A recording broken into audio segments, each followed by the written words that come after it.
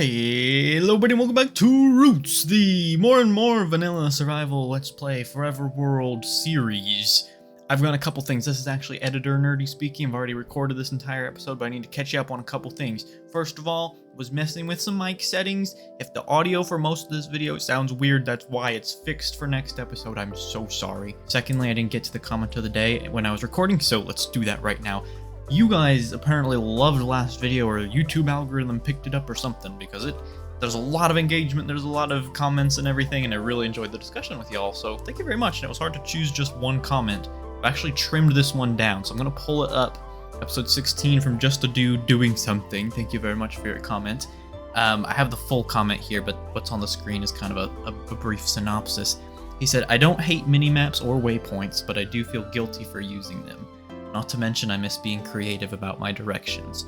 I used to build towers and build map rooms to guide myself throughout my world, but now I just click a few buttons and it's as easy as that. A waypoint thousands of blocks away with no tower or map room. Nowadays, I really try my hardest not to use minimaps and or waypoints. It's like I'm an addict, but I'm also enjoying the game a lot more now that I'm not using them."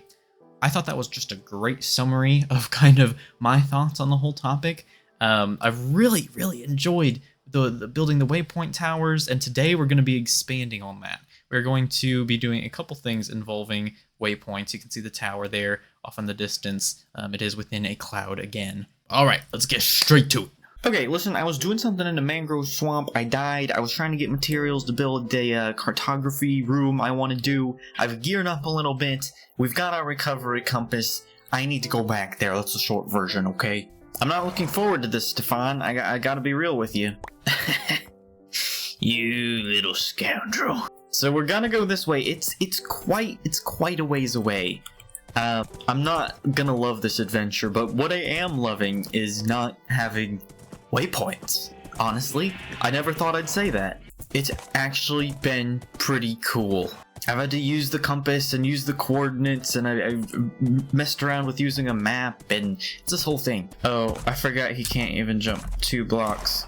Wow, that's really a shame. Look, it's actually pretty neat though. Like, I have my waypoints here written down, but they're really annoying to use in game. Like, I have to open up my compass for the coordinates or use F3, and then I have to follow them, and I don't like trying to figure out what direction I'm going. It's annoying, which is a good thing. One of the things that mods like to do is make things as simple and user-friendly as possible, which sounds great on the surface.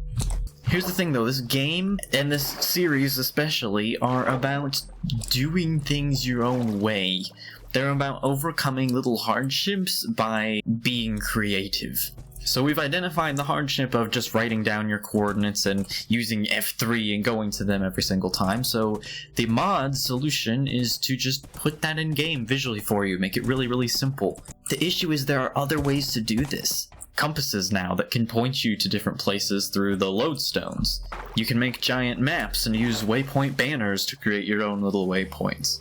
So instead of turning to a mod for a difficulty that I run into, I am creating my own solution to the problem of just writing down coordinates and having to manually find them. I'm making my solution in-game, which I think is so cool. At some point I'd love to fiddle around with horse breeding. I just think it would be cool to try and get the best stat horse or whatever, especially without using tools and mods to show you their stats. I'd have to figure them out myself, basically. I'm wondering if Stefan could be in a project for breeding the worst possible horse. What is the minimum jump height you can have? Not being able to jump 2 blocks is insane. Man, I just tried to zoom to see better what that is. It's a pillager tower over there, and I couldn't because I don't have a spyglass in my inventory. Something about that is so cool to me. Yeah, you want to be able to have that power, you want to overcome that difficulty of not being able to zoom? You need to put in some work. You need to have a spyglass ready. These stupid bamboo forest jungle things are the worst things to go through ever. Look! A firefly bush! I don't think I can get it right now. Oh, I can! I thought you would need silk touch. That's so cool! I wish they, gave off light, but it's whatever. Or no, I think they do, very slightly. I'll take it. I'm really low on hearts, and there's creepers right in front of me. I'm gonna have to run past them.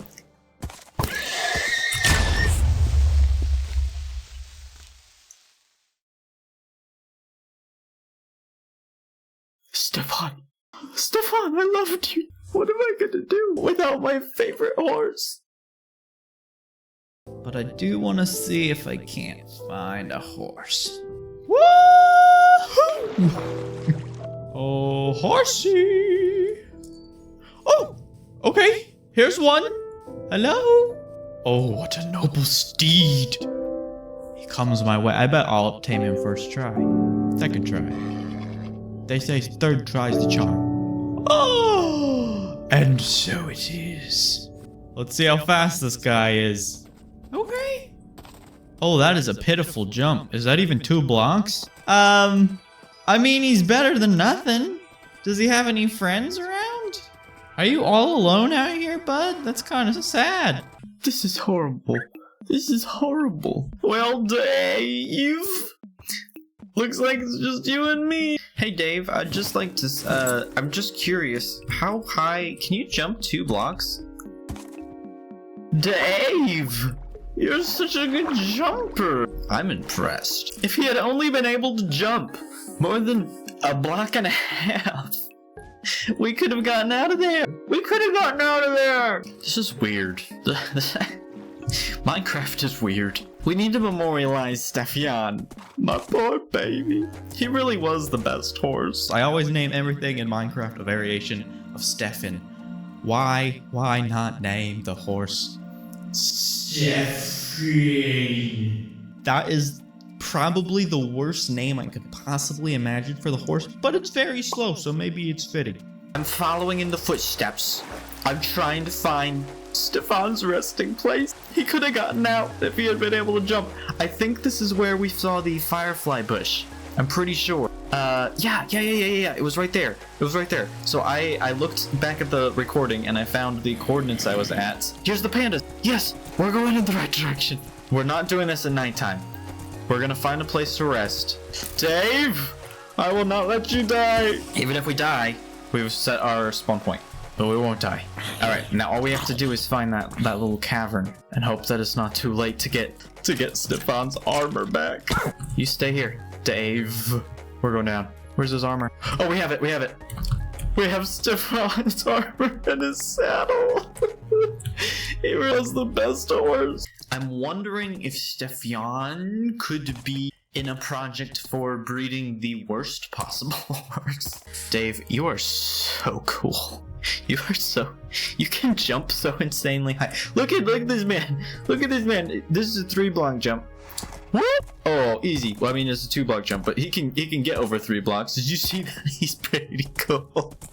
I miss you, Stefan.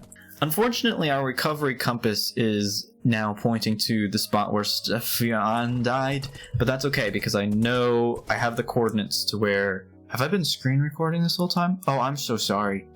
I'm so sorry. I'm so sorry. I have the coordinates right here. Sorry. Okay. You're not viewing my screen anymore. Here's actual Minecraft. So sorry about that. You know what? I was in distress. Give me a break. Is he stuck in this animation? He's just been doing this.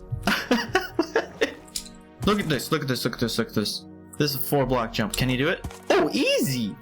This is like leapfrog level jumps here. 5-block. Easy. Can you do 6? Let's see.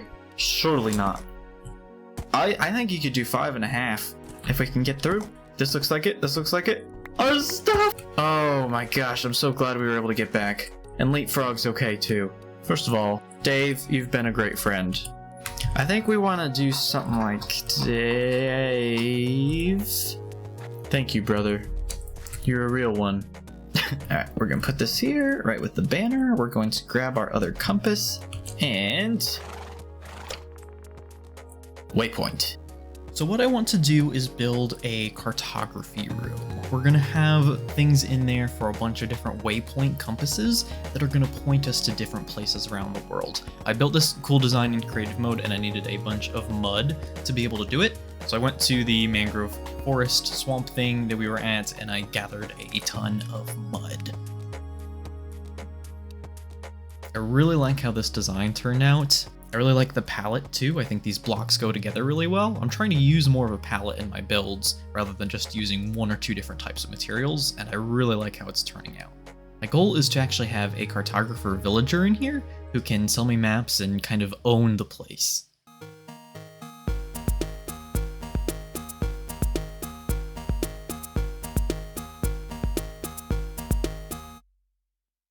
The build kind of looked out of place just by itself, so I wanted to spruce up the environment next to it. I made this little pond with kind of a stream flowing down, planted some plants next to it, and then kind of spruced the whole place up with some trees and grass. I also made this cherry tree, which we'll talk about a little more in just a bit.